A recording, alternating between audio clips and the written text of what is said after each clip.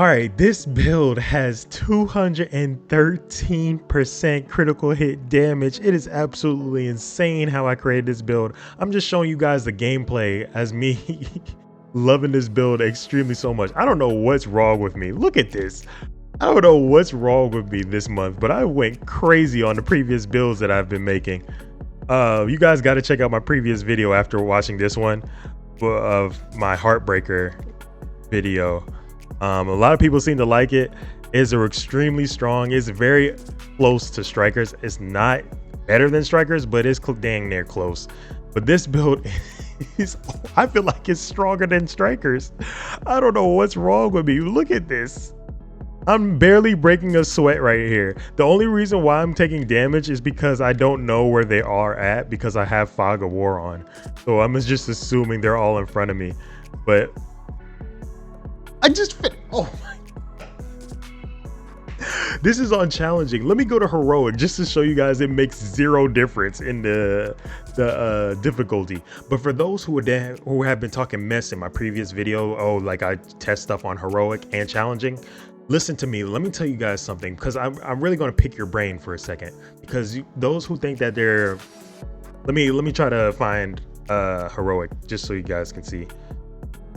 Here's heroic. This is heroic control point. We're going to go ahead and go there. But let me go ahead and explain something to you guys who are making fun of those who are playing on challenging. I promise you, they're actually making fun of you because they're actually being smarter than you. On challenging is the best and easiest way to level up. This is the most efficient way of leveling up.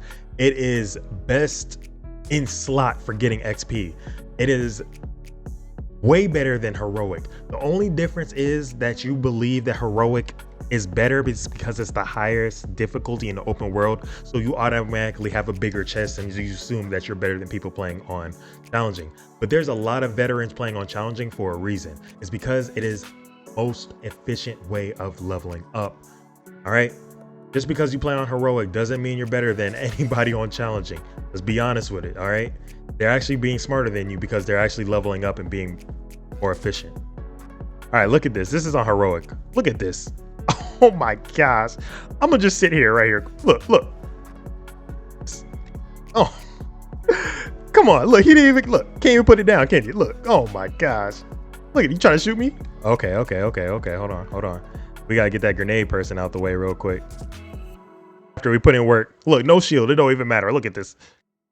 I gotta pay attention to my radar. I'm up here being too excited. Let me pay attention real quick. Let me focus up.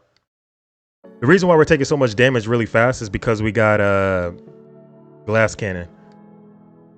There it is. Look at this. Look at this. All right, we're back to normal here.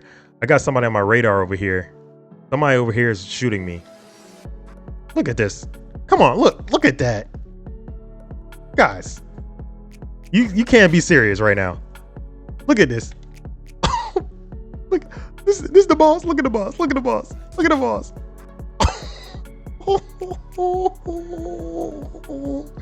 What did I do this month, man? I went off with the builds this month.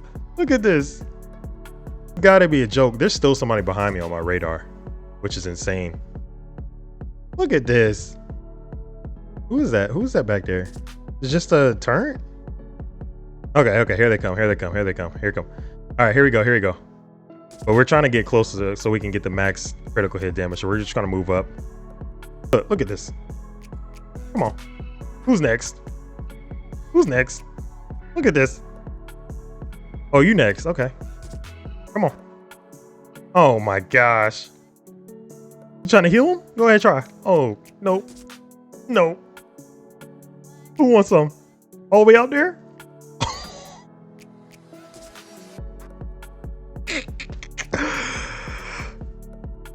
Look at this. Oh man, I'm not even trying, other than that beginning part where I didn't know where they were at because of my fog, or just me not paying attention to my dang map. Which is in the center of my screen, by the way. Boss, this is the boss. Well, let me reload. Oh no. Oh my gosh. And look at my shield regening from the artificial hive. Look at this. There it is. I get the holster regeneration too when I put it away. Oh, we completed it. I didn't even know. let's get into the video. I'm about to break down this god tier build for you guys. Oh my gosh, I just got out of the firing range, and yes, I'm going to tell you why Seska is beating Contractor's Glove as of right now. But before I get into that, let me break down this build for you guys. We're going with the best in slot for PvE. A lot of PvE players, new, returning, and veteran, have been using this AR for the longest because why? It is one of the easiest to use, so we got to use it to make this build the easiest build in the game.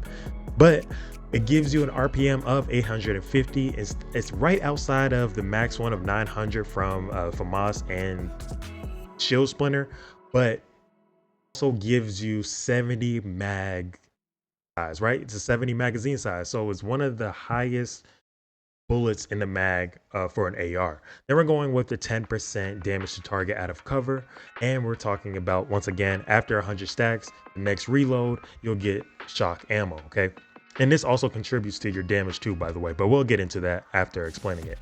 Then we're going with our secondary vector, and our pistol it's always been the TDI card, but I want to go ahead and point something out. You guys, you can use whatever you want here. These two, it doesn't really matter, because I'm telling you right now, you will kill so fast, you wouldn't even have time to switch to your secondary. It won't matter, I promise you. You will only be using the same ammo most of the entire time, unless you're running a directive where you have to use a pistol in order to get some ammo. But if you don't run out of ammo, I promise you, you will only be using the same ammo the whole entire time. But match this out with the max critical hit damage he can throw out at 0 to 15 meters, 25% critical hit damage on top of the 188 from the stats that we have. Critical hit damage 188 with max critical hit chance. Okay, now that gives us 25% additional critical hit damage, which puts us now at 213 critical hit damage, the max you can possibly do. Here's why I can say that's the max you can possibly do, because all of my mods have critical hit damage on them. All of my attributes have critical hit damage on them. And also we're rocking the Grupo of 15% critical hit damage on top of that. But not only that, we're running with extra damage here. We're going with Vigilance, increasing our total weapon damage by 25% also on top of that. But not only that, it disables after taking damage. But I'm going to show you guys further in the breakdown how we're going to avoid that, so we can keep Vigilance up as long as possible. All right. With Fenris with the 10% additional assault rifle damage, so this allows us to have our Saint Elmo even stronger because it's an AR, so this contributes to more damage for the AR. Then we're going to go ahead and talk about it right now, the Seska gloves over the Contractor's gloves. There's many reasons why this will be better. Number one is because it's higher in the sustaining damage DPS part, because once the armor is gone, you have no benefits, zero benefits from the Contractor's gloves after the armor is gone, because the 8%, what is only used for, is for damage to armor. So once the armor is gone, that is irrelevant. So now you're only left with critical hit damage and armor. Then again, also 10% LMG damage. You're not using an LMG, so that's also irrelevant.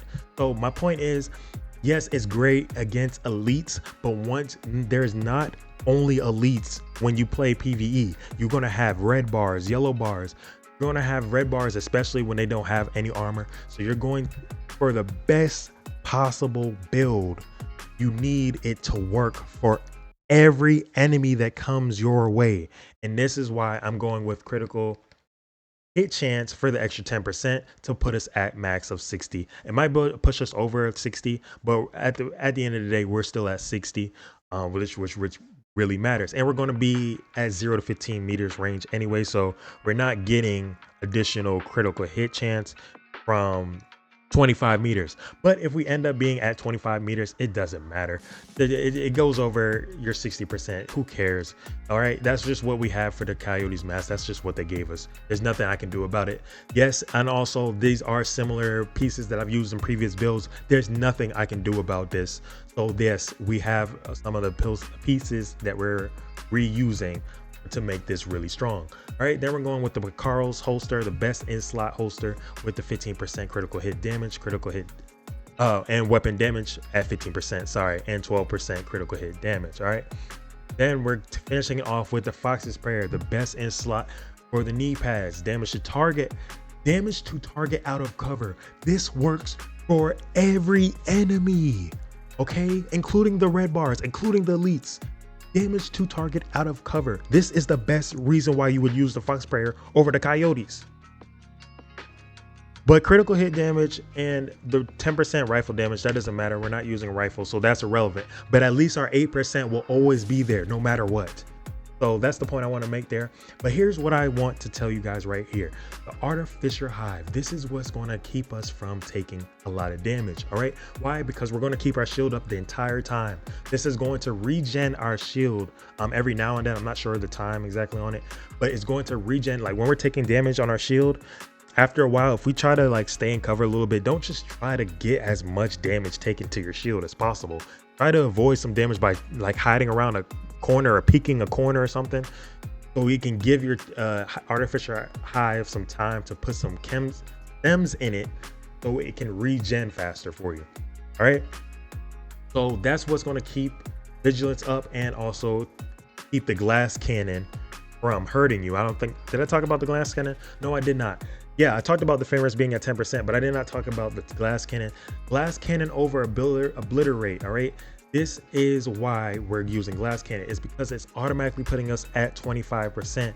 What obliterate does is it starts you at 1% and then critical hits bounce you all the way up to 25%.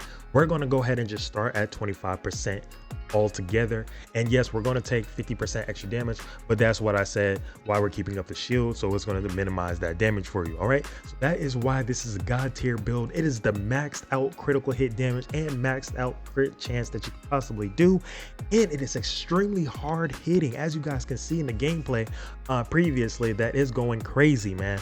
So I hope you guys enjoyed this video. Make sure you hit the like button, subscribe if you're new, and also if you're a new player, let me know what you think.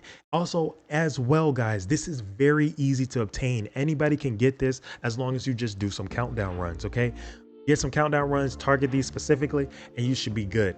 Target the brands and gear sets. Okay, the Coyotes mask, you're just going to have to target helmets. Target the brand set Grupo if you want this. Target the brand set Seska if you want this. Target the brand set Fenris if you want that.